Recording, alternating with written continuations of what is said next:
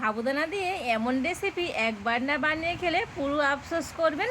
কম খরচে রাজকীয় স্বাদের একটা খাবার বলতে পারেন। খুবই কম উপকরণে খুবই তাড়াতাড়ি তৈরি করে নিয়ে যায়, দেখলেই তো বাড়িতে বানাতে ইচ্ছে করবে। আর হয়েছে দেখুন, একেবারে তুলোর মতো নরম তুলতুলে, মুখে দেবার সাথে সাথেই তো মিশে যাবে। নমস্কার বন্ধুরা, রূপার রন্ধনশালায় আপনাদের সকলকে অনেক অনেক স্বাগত জানাই। চলে এসেছি আজকে আবারও একটা নতুন রেসিপি নিয়ে। তো আজকের আমি খুবই কম সময়ের মধ্যে সুন্দর একটা রেসিপি শেয়ার করব, দেখলেই বাড়িতে বানাতে ইচ্ছে করবে। আর এভাবে একবার বানিয়ে খেয়ে দেখুন, যত খাবেন তত খেতে ইচ্ছে হবে। তো আপনারা সঙ্গে থাকুন আর প্রথম থেকে শেষ পর্যন্ত পুরো রেসিপিটা দেখতে থাকুন। আশা করি আজকের রেসিপিটা আপনাদের অনেক ভালো লাগবে। তবে চলুন শুরু করে দিই আজকের রেসিপিটা। তো দেখুন, এখানে আমি একটা বাটি মেপে হাফ বাটির একটু বেশি টক দই নিয়ে নিয়েছি। তো আপনারা হাফ বাটি টক দই নিলে হবে। তো এই টক দইটা একটা বড় বাটিতে নিয়ে নেব। তো এরকম একটা বাটি কিংবা চায়ের কাপ নিয়ে নেবেন, আর সেইভাবে মেপে মেপে তো উপকরণগুলো নেবেন, এতে করে রেসিপিটা কিন্তু অনেক সুন্দর হবে। ওই একই বাটির মাপ করে দিয়ে দেব হাফ বাটি গুঁড়ো চিনি। তো আপনারা গোটা চিনিও দিতে পারেন। অল্প একটু লবণ দিয়ে দিচ্ছি, আর দিয়ে দেবো 1 চামচ ঘি।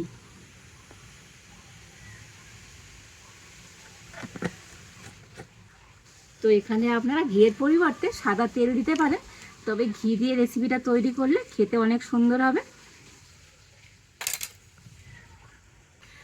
আর এবার একটা ব্লেন্ডার দিয়ে সমস্ত কিছু একটু ভালো করে ফেটিয়ে নেব।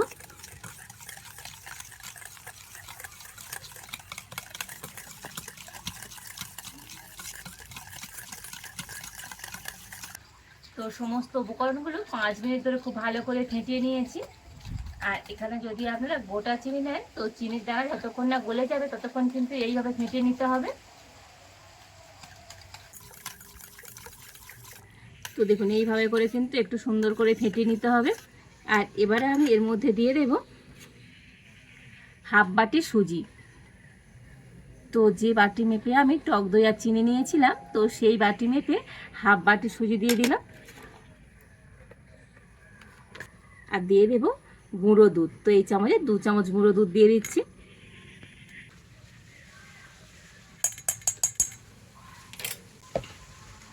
তো সুজি আর গুঁড়ো দুধ দিয়ে আবার একটু ভালো করে মিশিয়ে নেব।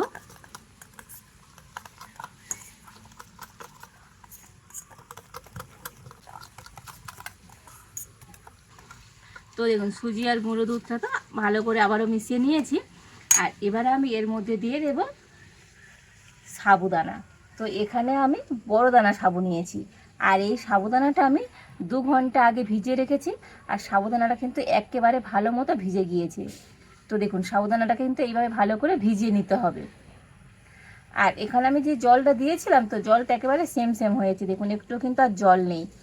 তো যদি আপনাদের জলের পরিমাণ বেশি হয় তো জলটা কিন্তু ফেলে দেবেন, শুধুমাত্র সাবুদানাটাকে নিয়ে নিতে হবে। তো দেখুন, এই সাবুদানাটা একেবারে হাতে এরকম চাপ দিয়ে দেখবেন একেবারে কিন্তু নরম হয়ে যাবে। আর হ্যাঁ, এখানে আমি কিন্তু ওই যে বাটি মেপে সমস্ত উপকরণ নিয়েছি, আর সেই বাটি মেপে কিন্তু 1 বাটি সাবুদানা আমি ভিজিয়ে দিয়েছিলাম। আর এই সাবুদানাটা এখন আমি এই ব্যাটারের মধ্যে নিয়ে নেব।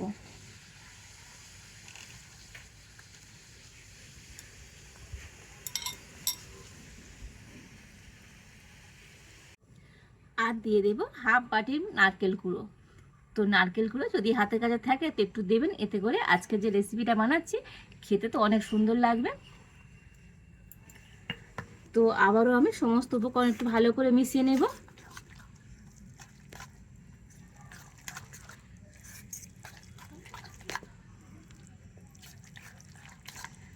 আর এখানে আমি আজকের বড় দানা সাবু নিয়েছি, তো চাইলে আপনারা ছোট দানা সাবু দিয়েও কিন্তু রেসিপিটা তৈরি করতে পারেন।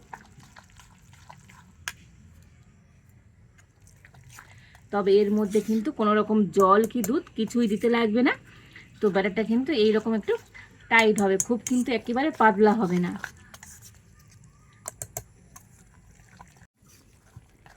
তো দেখুন, সমস্ত কিছু খুব ভালো করে মিশিয়ে নিয়েছি। আর এবারে সবশেষে এর মধ্যে দিয়ে দেব হাফ চামচ বেকিং পাউডার। তো বেকিং পাউডার দিয়ে আবার একটু ব্যাটারটাকে ভালো করে ফেটিয়ে নেব।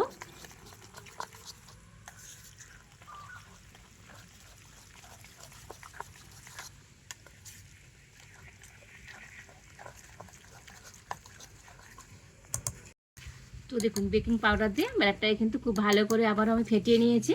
তো ব্যাটারটা কিন্তু একেবারে রেডি।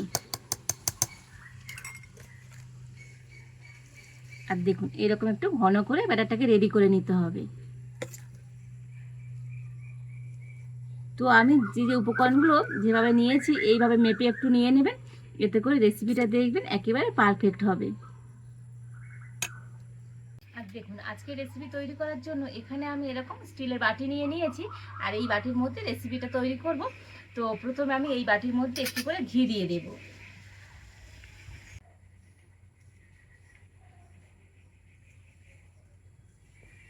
তো এখানে আপনারা ঘিয়ের পরিবর্তে সাদা তেল দিতে পারেন। তো ঘি দিয়ে বাটিটা খুব ভালো করে লাগিয়ে দেব।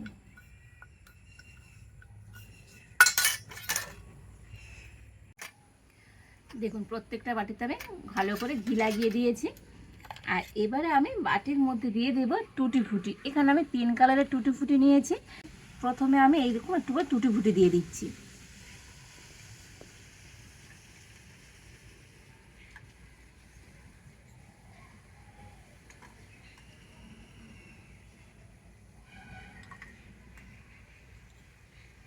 তো দেখুন প্রত্যেকটা বাটিতে আমি একটু করে টুটি ফুটি দিয়ে দিয়েছি।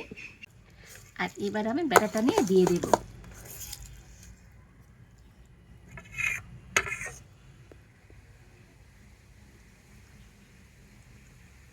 তবে বেশি দেব না, এরকম এক হাতা করে ব্যাটার দিয়ে দেব।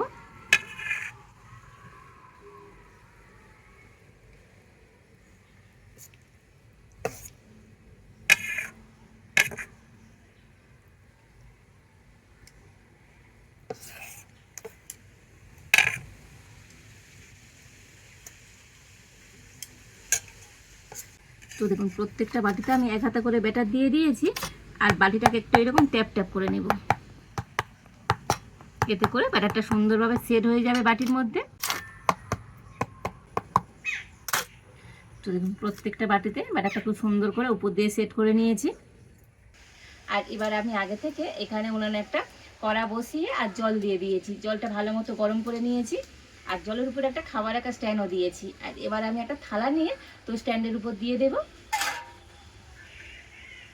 আর এই থালার উপর এবার আমি বাটিগুলো দিয়ে দেব।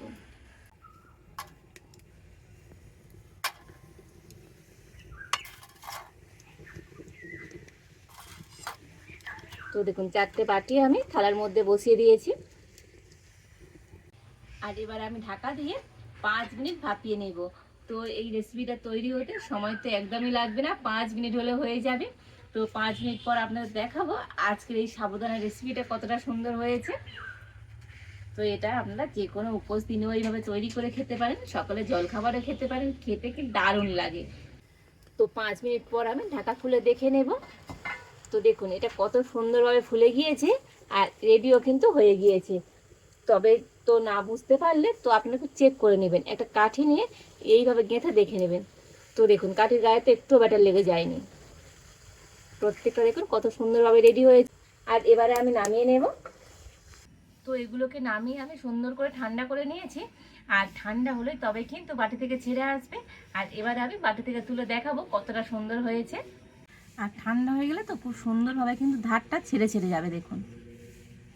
তো হাতের উপর দিয়ে আর একবার এইরকম ঘামে নিলে খুব সহজে ছেড়ে আসবে। দেখুন পিছনটা কত সুন্দর হয়েছে, কতটা জালি জালি হয়েছে, একেবারে তুলোর মতো নরম তুলতুল করছে। দেখুন অসম্ভব সুন্দর হয়েছে দেখতে। যেহেতু এটা সুজি আর সাবু দিয়ে তৈরি তো খুব সুন্দর কিন্তু নরম হবে। তো একটা প্লেটের মধ্যে করে নিয়ে নেব। তো দেখুন প্রত্যেকটা কিন্তু সুন্দরভাবে ছেড়ে যাচ্ছে, দেখুন কত সুন্দর দেখতে হয়েছে। তো পিছনে একটু টুটি ফুটি দিয়ে দিয়েছিলাম, তো সেই জন্য দেখতে কিন্তু অনেক লোভনীয় হয়েছে।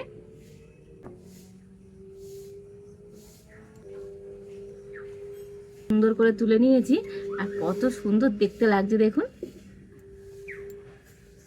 তো আরও একটু ব্যাটার রয়ে গিয়েছে, তো আবার আমি 4টে বাটির মধ্যে দিয়ে দেব।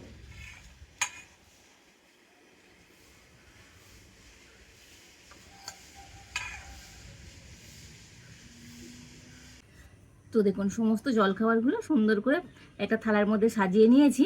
আর কত সুন্দর দেখতে হয়েছে দেখুন। তো সাবু আর সুজি দিয়ে এই রকম একটা সুন্দর জলখাবার বাড়িতে বানিয়ে দেখবেন, প্রত্যেকে ভীষণভাবে পছন্দ করবে। আর হয়েছে দেখুন একেবারে তুলোর মতো নরম তুলতুলে, দেখুন অসম্ভব সুন্দর হয়েছে। প্রত্যেকটা জলখাবার কতটা লোভনীয় দেখতে হয়েছে। আর দেখতে শুধু সুন্দর নয়, খেতেও দারুণ লাগে। আর দেখুন একেবারে তো নরম তুলতুলে, কতটা সুন্দর হয়েছে দেখুন, মুখে দেবার সাথে সাথেই তো মিশে যাবে। তো বন্ধুরা, আজকের আমার এই সুন্দর একটা রেসিপি আপনাদের কেমন লাগলো তো অবশ্যই কমেন্ট করে জানাবেন। ভালো লাগলে লাইক শেয়ার সাবস্ক্রাইব করবেন। আজ এই পর্যন্ত, আপনারা ভালো থাকুন, সুস্থ থাকুন। দেখা হচ্ছে নতুন কোনো একটা রেসিপি নিয়ে।